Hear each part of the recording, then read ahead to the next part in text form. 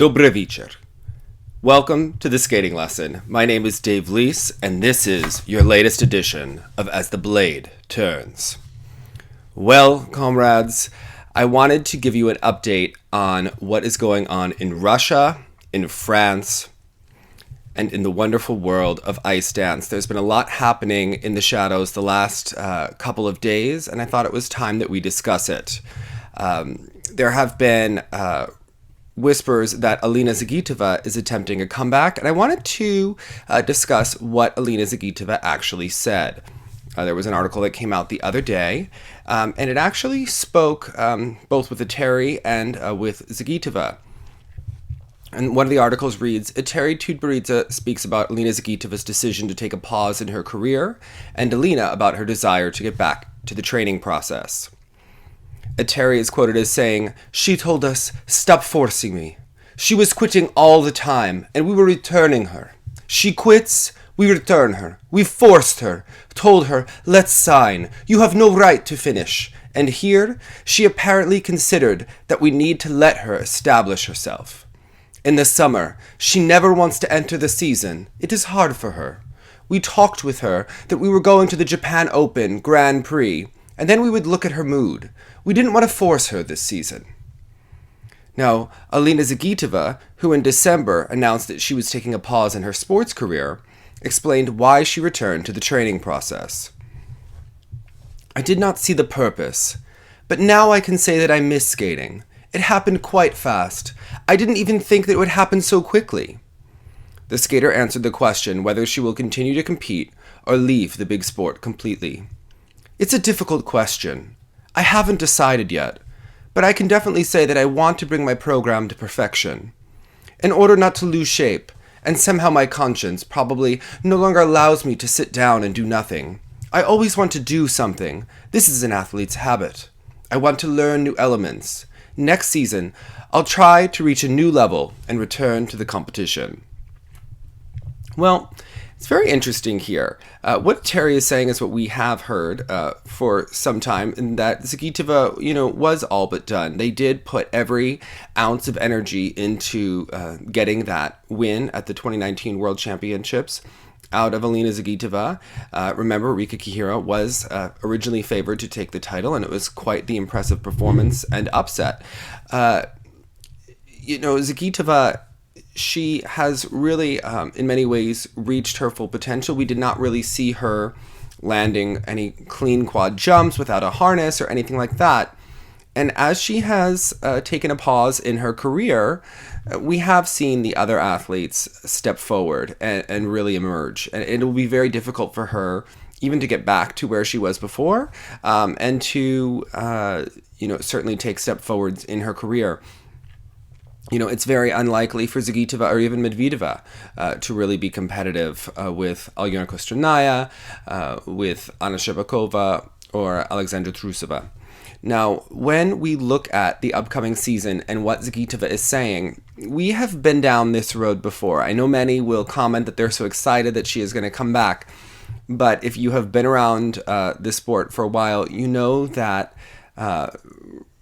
skaters don't typically announce retirement anymore. There are all sorts of endorsements and things that rely on them being, quote-unquote, current competitors. And if you recall, there could be different routes that Zagitova does. Because she said that she's returning to competition doesn't necessarily mean the World Championships.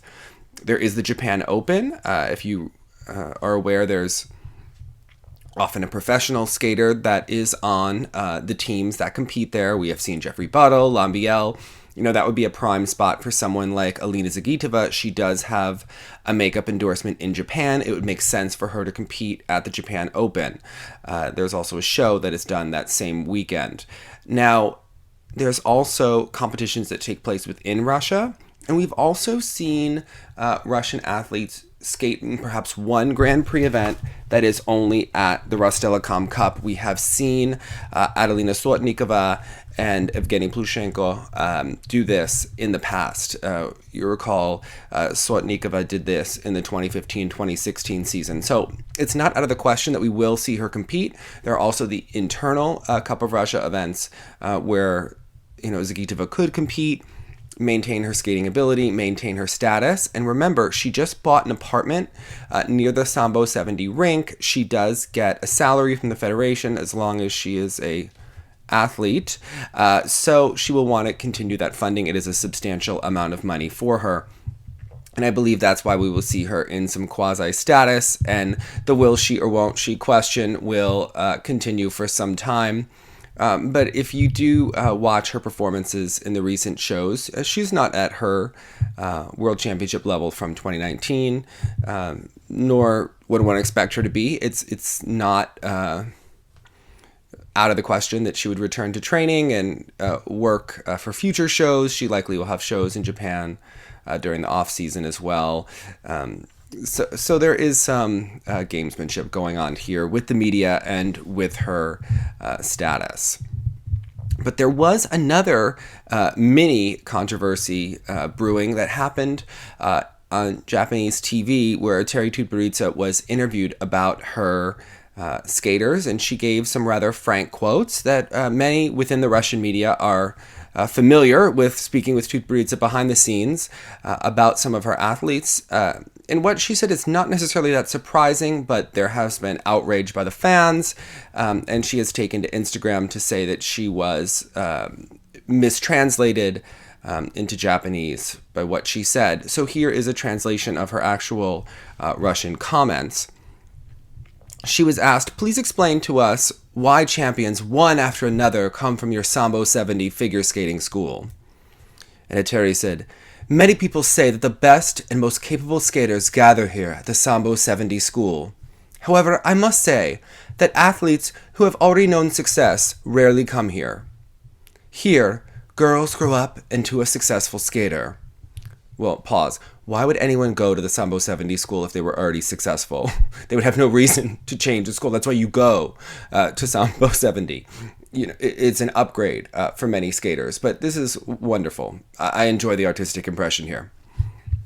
"Personally, most of all, I would like to take athletes who are close to despair. Why? Because it is such desperate skaters who seriously want to change their lives, who work with amazing seriousness." So the close to despair quote has gotten a lot of heat on social media. Certainly, I'm sure on message boards. What does close to despair mean? And many coaches will say that a skater who works hard, who loves what they're doing, who's really invested, is much preferable to a talented skater. But if you've watched the show Cheer, you see that many of those cheerleaders were close to despair. The cheerleader Morgan, who was one of the flyers, she was abandoned by both of her parents and by her brother, living in a trailer by herself, couldn't afford food before her grandparents rescued her, and she really idolized her coach. And Coach Monica Aldama kept talking throughout the series about how moldable Morgan is, and that's a certain level of desperation. Ladarius, Jerry, they both had less than ideal family situations growing up, and they had more of that desperation to succeed, as well as the cheerleader Lexi. Although some of those issues were more self-inflicted, they each needed Monica, and they were more willing to do what she said. So that close to despair, though it is a bit blunt, it doesn't maybe pass the smell test of a great comment. There is some truth to, if you're trying to get champions rather than just enjoy skating and take someone to a high level to reach their potential, if you are tasked with building champions, someone that is close to despair may be someone who's more preferable. There are long fluff pieces about these rag to riches stories, and here is a talk about why someone who is close to despair may be more preferable. In the United States, actually, if you look at both Mariah Bell and Brady Tennell, Brady Tennell does not come from a background with substantial means. She is known for working very, very hard and having a real fighter mentality. Actually, she was very close to getting the triple axel this summer, And Mishin's assistant wanted him to stop teaching her because it was so close to being landed. Now, that did wind up happening. Now, also, you look at Mariah Bell. She comes from means. It has taken more to turn her into a fighter, to turn her into a successful athlete. She doesn't need skating success the way other skaters may need their success. That's not to say that all Olympic champions, don't come from means. There are many, who do, but perhaps to have that extra fire in their belly is something that I don't think is really as controversial as it is being made out to be. But she does go on to basically describe Zagitova as not being extremely talented. You have to remember, when Zagitova was trying out for ranks, Alina Zagitova tried out with Alexei Mishin, and Alexei Mishin did not accept her into his school. So she did have more of a despair. She did have more of a situation where she needed to move to a top coach, and she needed someone who was going to take her. And when the door was shut on Alexei Mishin, she certainly was probably closer to despair and had more of what Eteri was looking for. Now, the interviewer says, and what is the secret of bringing up the spirit and strength of athletes who are close to despair? Probably this secret is me. My colleagues and I have been training elite athletes for many years in a team environment. All my skaters are different people. Each has her own features. For example, Sasha Trusova loves to fight with records. From ordinary tasks, she gets bored. So I always set her bigger goals. But what criteria do you select athletes? All skaters who come to me, I immediately lead to the ice. There, my inner feeling tells me a solution. If I don't feel a kind of bell in me, then most likely I will not take this athlete. And I will look at the girl who skates. I begin to ask myself the questions. Can I love her? Can I understand her? And according to the answers, I decide whether to take the new skater in my team or not. Your skaters literally occupied the podium at the Grand Prix final and at the European Championships. Do you feel satisfied as a coach? No, I am not satisfied, because none of them managed to skate both programs without mistakes. One of the reasons is that in the conditions of a busy training regimen, my girls do not have enough time to prepare these programs. Now pause. There was another interview with Natalia Besmianova, where she was asked about the mistakes of Kosternaya, Trusova, and Sherbakova at the Europeans. Now remember, these athletes have been going and going and going all season without any break, and they were running on a bit empty. And there is only so many times that the human athlete can actually peak in a season. You see it with any athlete. They will typically have a down competition, even in an undefeated season. Any sports team, there's typically one competition that's less than ideal. So they asked Besmianova why the three skaters didn't skate well, and she said it was because they took too many days off over the holidays. That was why. Perhaps they were exhausted, perhaps they were peaking for the World Championships, but it was just funny.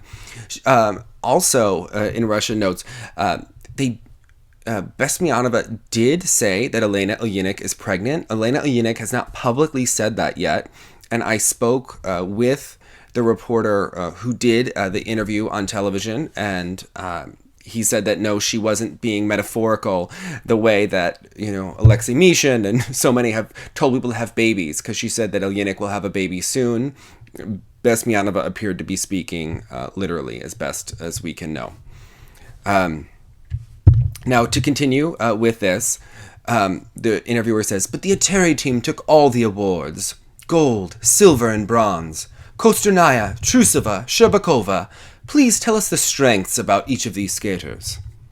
They're all different. For example, Sasha has the character closer to the male. She is completely unhappy with her skating. Elena is a real girl with a girlish character. She cries and gets angry with herself. And Anya loves figure skating more than anything else. I still do not fully understand how my girls will develop and grow as athletes. Now they need to get used to concepts such as name and sports authority. This means that they need to learn to win, and win medals regularly, as a consistent athlete should do. As for the Queen Zagitova, from the very beginning, I did not see an exceptional talent in her. What was your impression of Alina Zagitova when you first met? At first, I thought she was a good material to turn into a strong skater later. It was immediately noticeable. In addition, I felt that this girl wants to understand me. Therefore, I immediately said yes to her. At the current stage, we all perceive her as special. How old was she then? Now, I don't remember exactly. I think about 12. What was Alina like then? Was her talent obvious then? At first, I did not have the feeling that Alina had ingenious abilities. She had average skating, and she probably had only a loop in her jumping arsenal. However, in her eyes, I could read a prayer, "Help me." At that time, she was in such a state of despair. That is, you didn't find any special talent in her then? What can I say? She was very pretty, very flexible. They say that there was a time when you expelled her from the group. Could you talk about the reasons? There was a period when Alina, having gotten to my team, apparently began to think, "Sooner or later, I will become a star. I can calm down." She began to devote a lot of time to everyday and ordinary life. Apparently, she really calmed down. In such periods, the athlete ceases to develop all the best in himself. He ceases to challenge himself. If the skater herself does not give all her strength to her athletic growth, then she will not achieve anything big. And if she does not understand the coach's warnings, then the day may come when she will be told goodbye. Now, allegedly, within Russia, they will tell you that Zagitova was threatened to be expelled from the Sambo 70 school numerous times, and that this was a game that Eteri did use to get higher productivity out of Zagitova. But apparently, she was really just focused on everyday and ordinary life. Well, what is the philosophy of your work as a coach? What is your main motto? I cannot tell you specifically. Sometimes, suddenly under the influence of some conditions, you begin to make every effort to ensure that this day becomes the most useful for the athlete. Living the days with the maximum benefit for business. To give every particular day all your strength. Leave nothing for tomorrow, which can be done today. This is the philosophy of my work. Well, it's certainly the philosophy of our work as well. Also, interesting about other things that are going on, I did want to touch on what is going on in France. And just to note that Eteri has said that she was, taken out of context, that it was a mistranslation in Japanese, and it seems that this has died down quickly. There have been articles that Eteri didn't like in the Russian press that have been taken down before.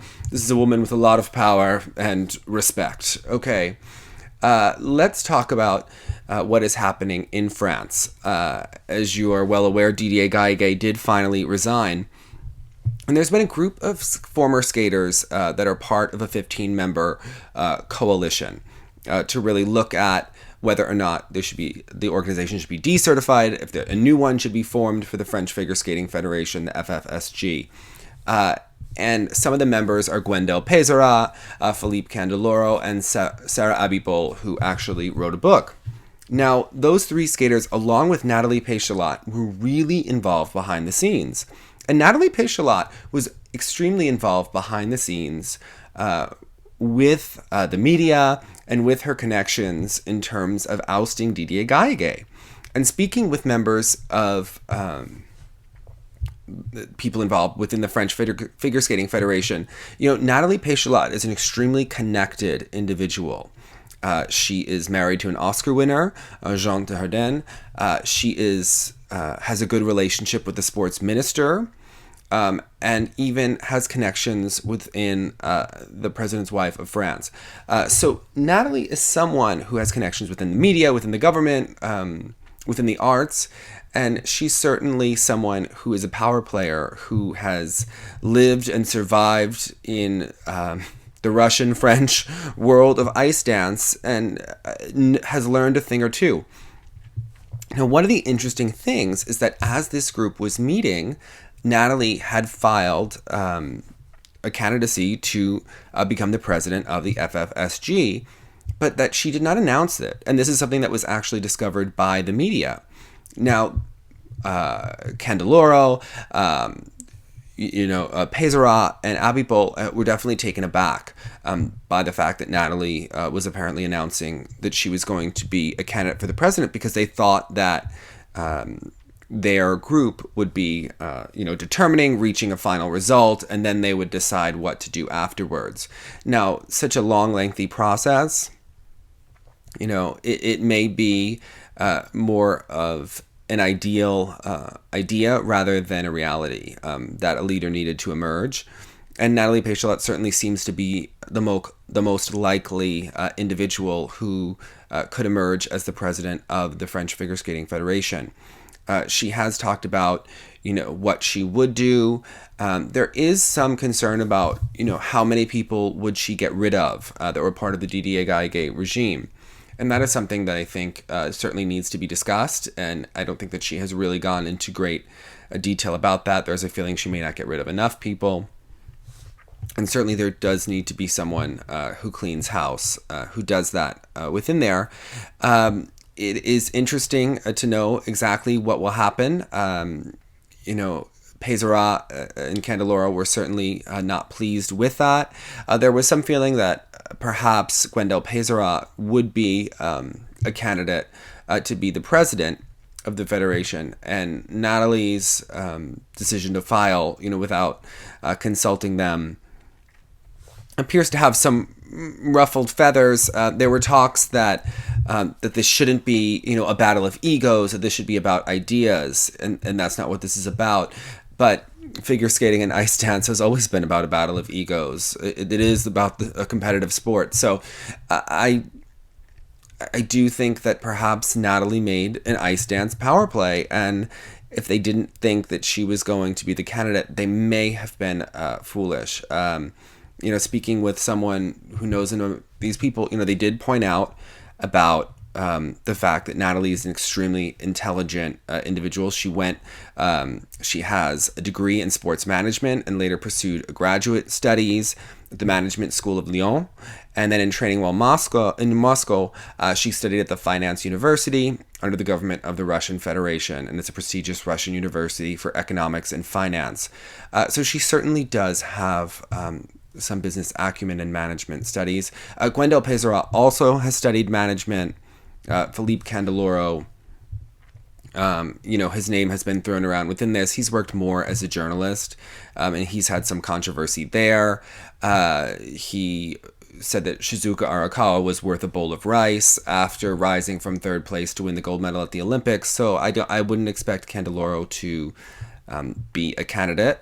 Péchalat could oppose Péchalat, and that would be certainly very interesting for the future. But it does look as though Nathalie is a likely potential president of the federation, and certainly a worthy candidate, and someone who knows, business as well as elite international figure skating. So it's interesting there. The ice dance politics continue. It has been circling that Alla Shekhovtsova, the wife of Valentin Piseyev, and I know I butchered her last name there.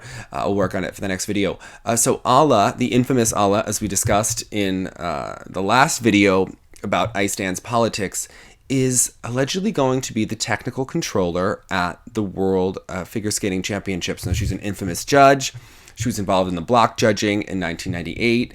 She was the Russian judge again in 2002. And of course, she is remembered from hugging Una Kim in 2014. But really, she may have played a much greater role in terms of her ability to work with the other judges on the panel to get Adelina Sotnikova ahead of Una Kim in 2014, and that was her real talent there. She is certainly a woman that is respected and feared. Depends which side of the coin you are on. There are many athletes with many stories about, politics. There are certain coaches that have really criticized Valentin Paseyev before, and they would say, the great legendary coach Alina Zagitova stated that Paseyev only listened to one advisor, and that was his wife. And she criticized him for making a family business out of figure skating. And Tchaikovskaya also said that Paseyev has hampered the work of coaches he does not like, got rid of opponents, and surrounded himself with people who agree with him. And certainly a big part of Paseyev's work has been Alla. She is quite an infamous figure in the sport. She was not a high-level competitive ice dancer, but she has been on the ice dance technical committee. Also, no nation is without sin when it comes to politics. An interesting note is that Liana Caron from Canada and Alla are currently on a committee together, and they're looking at improving the program component scores. So with a home World Championships in Canada, it's potential that, they may be discussing more than just the definition of interpretation. These are certainly interesting connections to pay attention to as we look at the upcoming World Championships in Montreal. Now, as a technical controller, Alla would be the tiebreaker. So if the technical specialist and the assistant technical specialist have a disagreement on levels, on anything like that in ice dance, Alla would be the tiebreaker. And she would also certainly be involved in a lot of discussions and have influence. So it's certainly something that many skaters are concerned about. She was on the panel when Sinitsina and Katsalapov did beat Papadakis and Cizeron at the European Championships, and the French have been, they were certainly quite upset about losing that title. And there were a lot of stories in the press about the fact that Gabriela Papadakis is, has been experiencing severe anxiety. It's unclear whether or not it's related to her concussion as, a symptom that emerges later, or whether she is burned out after years of competing and being at the very top of ice dance. It would, be understandable if, feelings of anxiety did creep in. And there have been speculations that the French ice dance team may not compete at the World Championships. They are certainly favored to win the gold medal should they compete there. But if they are not in top form in training, and Alla has a lot of say and power, one has to wonder if it would damage the reputation more to perhaps sit this competition out, or if it would hurt them more to lose the competition. Again, if they had a second loss to Sinitsina and Katsalapov, would that damage the Olympic chances of Papadakis and Cizeron more? If they actually lost to the Russians at the World Championship, would that put them on an equal footing and really lose the tremendous lead they have had for years within the sport? It's certainly a head game to be playing, especially if someone has been experiencing a great deal of anxiety. There have been, stories from Montreal that the training hasn't been the absolute best moving ahead of the World Championships, but there is still time, to move forward. So it'll be interesting to see. Papadakis and Cizeron are certainly a very beloved team. There has been, a great deal of debate about whether or not they have used the same style. The machinations within Montreal are also interesting. Is it too crowded? This is something that does happen at these top schools when they become so successful and overrun with many, many top teams. And this is something that is very common in ice dance. Now, another interesting thing that has been circling is that when the ISU drew judges for Worlds, they draw 12. Of those 12 judges, 9 are then selected before the competition. So of the 12, it's interesting to look at because there have been talks that the Montreal school could have as many as 8 judges in their corner that have the potential to be drawn out of the 12, but it may be closer to 6. And that is something that is certainly powerful as well. The judges that were chosen were Canada, China, France, Great Britain, Japan, Poland, Spain, the US, as well as Finland, Lithuania, Russia, Ukraine. And let's look at the fact of which judges are here. When you look at Canada, that's certainly someone that could work, for the Montreal School and perhaps with Papadakis and Cizeron. But if you're looking at then against Madison Chalk and Gillis and Poirier or Hubble and Donahue, there could be differences of opinions there. China just did very well at 4 continents. That is a country that has really bought into the Marie-France school, and that was certainly an interesting and very political move that took place after the Olympics. France, obviously, Great Britain has a team that has been doing so well with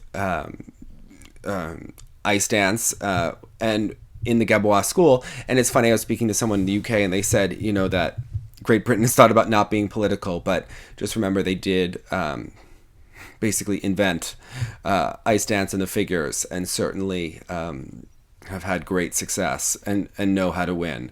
And that team certainly has a great program and it has been moving ahead. There are those that argue that the program isn't super difficult.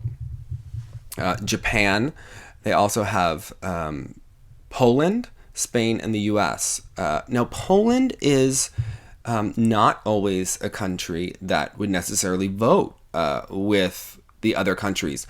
Poland has a judge named Alina, who is known to be very beautiful and quite the skillful politician. She often does vote with the Russians. And, the Gabois school only has the second ranked team in Poland.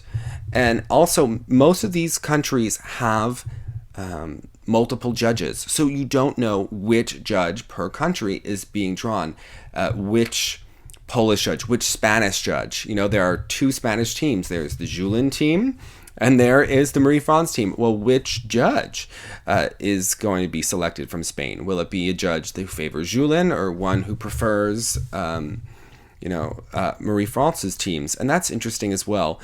There's the old adage, 2 Jews, 3 opinions.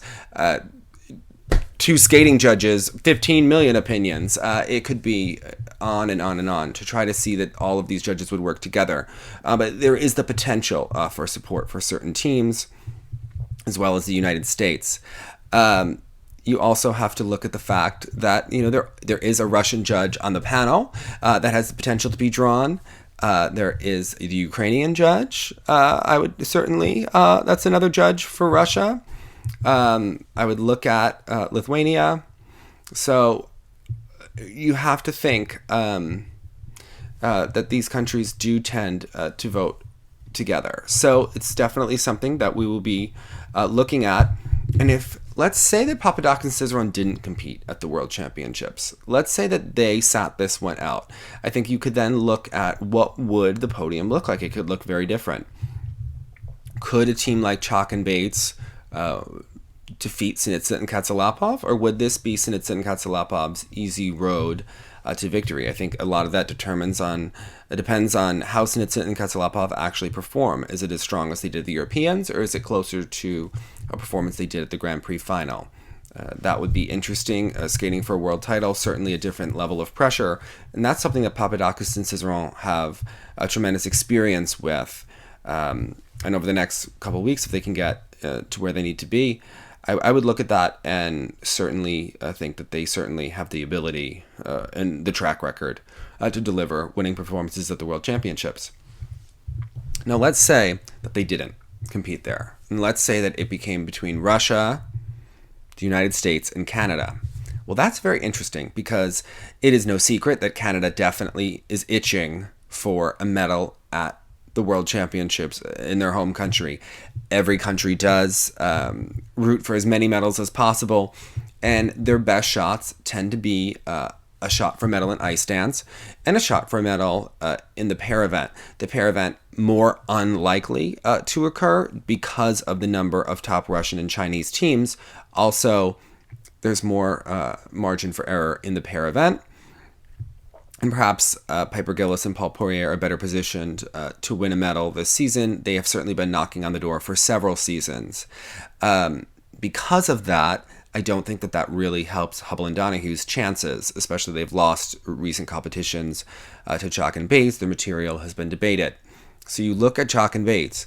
Could they win the World Championships? Is possible, but could Gillis and Poirier beat them with home support? You think about Liana Caron and Alla being on a committee together. That's very interesting, what kind of conversations they could be having.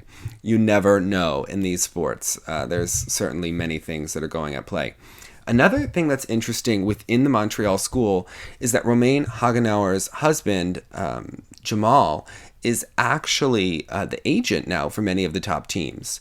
Many of the teams have actually left IMG. Hubble and Donahue are no longer with David Baden, and they are now represented by Jamal. So are Papatex and Cizeron, and so are Smart and Diaz. Interesting is that Chalk and Bates actually decided to sign with IMG over the last several months. Perhaps instead of signing with Jamal. Now that is interesting because IMG owns the Stars on Ice tour, and because the tour no longer has a Canadian tour and a United States tour going on at the same time, they'll be consolidated. There are fewer spots for other ice dance teams to join in, and one would have to think that Chalk and Bates would certainly be favored to get that over Hubble and Donahue this season, but that's something that certainly that Hubble and Donahue likely knew in advance when they made that decision. So just lots going on.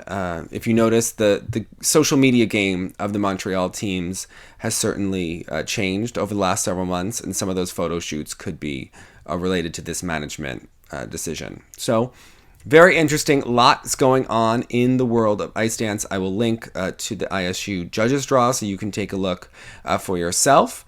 And leave comments below about what you think about being so close to desperation. Is Eteri onto something? Is that normal? Is it perhaps just not an eloquent way of saying it? Thanks so much. Good night.